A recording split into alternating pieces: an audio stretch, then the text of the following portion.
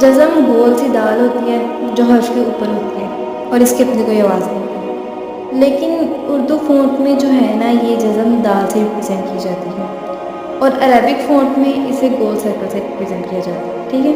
لیکن فی الحال ہم اردو فونٹ ہی پڑھیں گے، تو اردو فونٹ میں یہ گول دال سے ریپرزینٹ کی جائے گی، یہ بات آپ نے یاد رکھنی ہے۔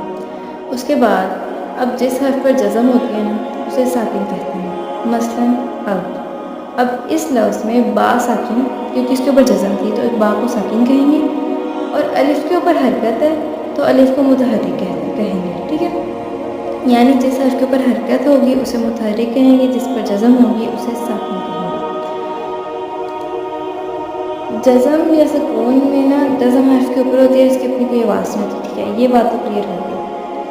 اس کے بعد جو ہے جزم والا حرف اپنے سے پہلے حرف سے مل کر اکٹھا پڑھا جاتا ہے توڑ میں۔ ابھی ہم